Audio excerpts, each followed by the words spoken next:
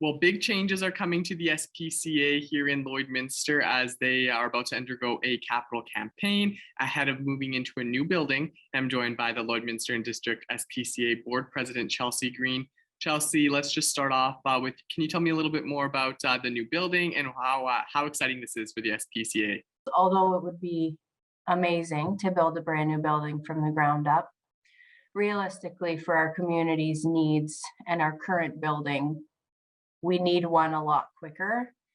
And with building a brand new building, we would have needed millions of dollars. So we kind of weighed the pros and cons. We looked around, and in the market in October, we were able to get that building for a very, very good price.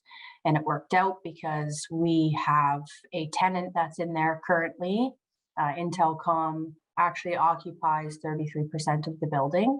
So our mortgage is completely paid for.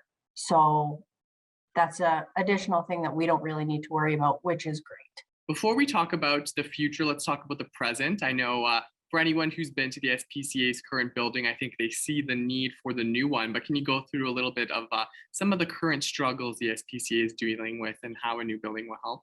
The building's very outdated. It's seen its time. The air quality is not good. We only have one ventilation system, which is a huge issue for animal welfare and disease management. Things spread in our shelter very quickly. As the public saw, we had a big outbreak of Panleuk in November. We lost a lot of cats that realistically in a new building with proper ventilation would never happen. But it spreads like wildfire where we currently are, because no matter what we do or how careful we are, the layout is not good. And in our current building, cats can see dogs go by all the cat kennels, which is stressful. Basically it's a big metal box, and it's not a good environment for the animals. So a new building will create a significantly better quality of life for them while they're in our care. Disease management, every room we have will have its own separate ventilation system. The cats will only see cats. There will be fewer cats in each room to reduce disease spread. Dogs will be completely separate, so they can't hear each other or see each other, which is a huge plus. And right now, we have some great volunteers that are very eager to help us out.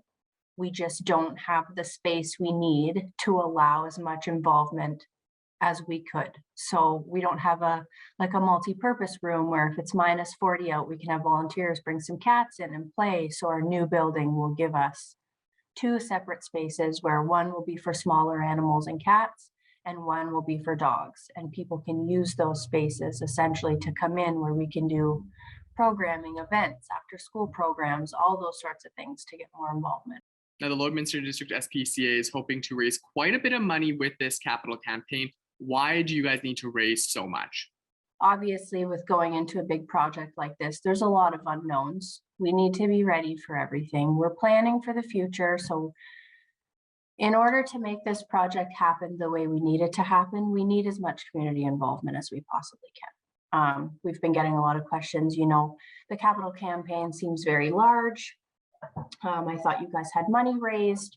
We do. We have some money set aside. We just don't want to drain it. So to make this project happen, we just need to be smart. We want to get as much community involvement as we can. We want to get a good recognition program put into place for our donors, our big sponsors, the people who have helped the SPCA get to the point that we're at, because we've been in maintenance mode for so long that we just want to make sure we're not back in that situation ever again. So for us, we've been in talks with House of Paws as they've done the dinner theater for so many years.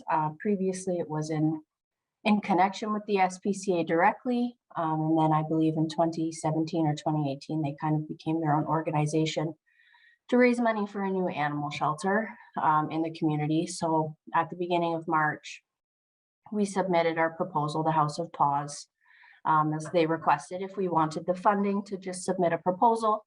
Our proposal included our full capital campaign, our anticipated rental costs, request for support letter, and our draft financials.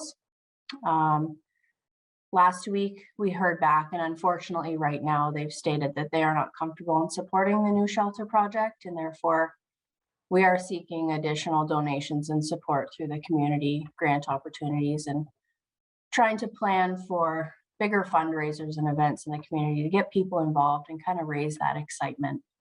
Now you're asking for the community support to help fundraise money for this capital campaign, and you have a booklet online that goes through a whole bunch of different ways, but can you go through some of them for us right now? Within the package, it outlines our Paws of Fame, which is essentially a capital donation anywhere from $500 to $200,000 or more, depending on the levels.